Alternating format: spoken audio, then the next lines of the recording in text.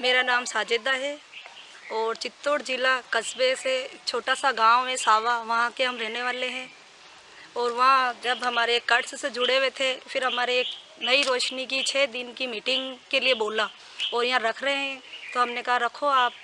और महिलाएं इकट्ठी हुई, हमारे यहाँ 3-4 ग्रुप चले और बहुत सारे सर आए, अलग अलग तरह के आए, वो जो हर उनका सिखाने का तरीका सबका अलग था। और हमें मतलब हम लेडीज़ एक ऐसी थी जो हमें कुछ नहीं आता था और उन्होंने हमें हर चीज़ के बारे में बताया, बाल शिक्षा के बारे में और अपने आप के अधिकारों से लड़ने के लिए, और ये सरकारी योजनाओं के बारे में बताया, और जैसे विकलांगों के लिए क्या सुविधा है वो बताया। आज हम जैसे साफ़ सफाइयों में नहीं रहते थे तो वो बताया कैसे रहते हैं, कैसे बीमारी वगैरह, स्वास्थ्य के लिए बताया। जैसे स्वास्थ्य के लिए बताया तो आप खाने में क्या खाना चाहिए, तो जैसे महिला होती है रात का ठंडा बासी खा लेती है और अपने बच्चों को और हस्बैंड को अच्छा खिला देती है, तो उससे स्वास्थ्य ख़राब हो जाता है। तो सर ने बताया नहीं, आप गरीब हो, अपन नहीं चाह सकते हैं कि अपन हर टाइम अपन फल फ्रूट ला के खाएँ, लेकिन जो अपने मतलब सीजन में आता है, टमाटर आता है तो टमाटर खाओ, गाजर आती है तो गाजर खाओ। जैसे मतलब आप खा कर अपना व्यवसाय पूरा कर सकते हो। आपके अंदर हल्दी की कमी है तो आप आटे में हल्दी मिला के पीला खाना खा सकते हैं। इस तरीके से हमें हमारे स्वस्थ रहने का भी हमें बताया, वरना हमें ये पता नहीं था कि महिला हम मतलब आधे में बीमार हो जाना, परेशान होना पड़ता था। और शिक्षा के तो लड़कियां को मतलब ऐसे ऐसे छोटी छोटी लड़कियां थी 12 साल की, 15 साल की, उनको घर बिठा के और बिठाए रखते थे।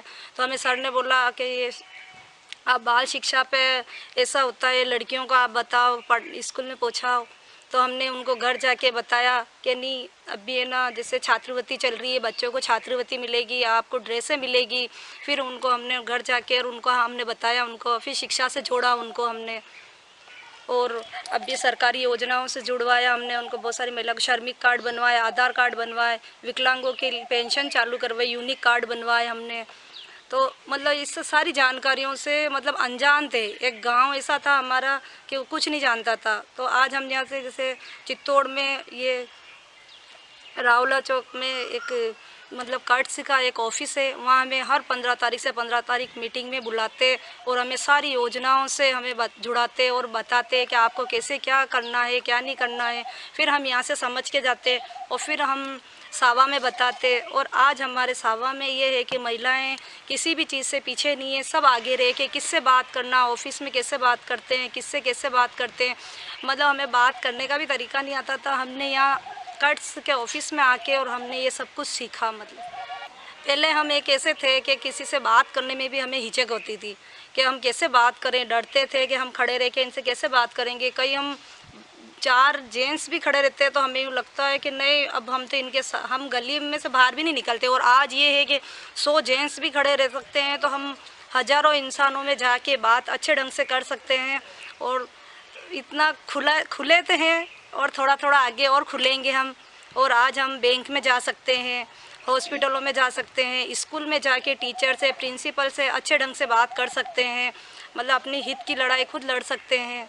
आज हमारे बैंक में अभी हमारे लोन की चल रही है प्रक्रिया, तो बहुत से अधिकारी कहते हैं हाँ हो जाएगा हो जाएगा, और बहुत से ऐसे अधिकारी हैं जो ऑफिस में जाते हैं तो आज नहीं कल आना, कल नहीं आना। तो उनसे हम बात करते हैं कि नहीं सर, हम ऐसे कैसे, हम आज नहीं आके कल आए, हम आप तो हमारा काम करो। ऐसे नहीं, हम समझने लग गए हैं कि नहीं, आप तो ये फॉर्म दो, हम इसे भर के ऐसे दे देंगे।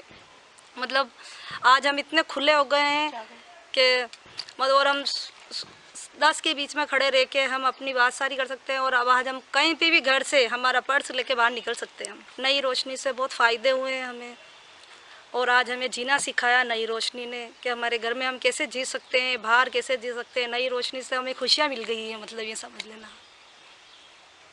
और कर्ट्स का हम आभार है व्यक्त करते हैं कि हम आज कर्ट्स ने हमें जीना सिखाया है कि आज लेडीज़ को मतलब उसकी अपनी खुद की पहचान बताइए कर्ट्स ने कि आप भी कुछ हो और आप कुछ कर सकते हो।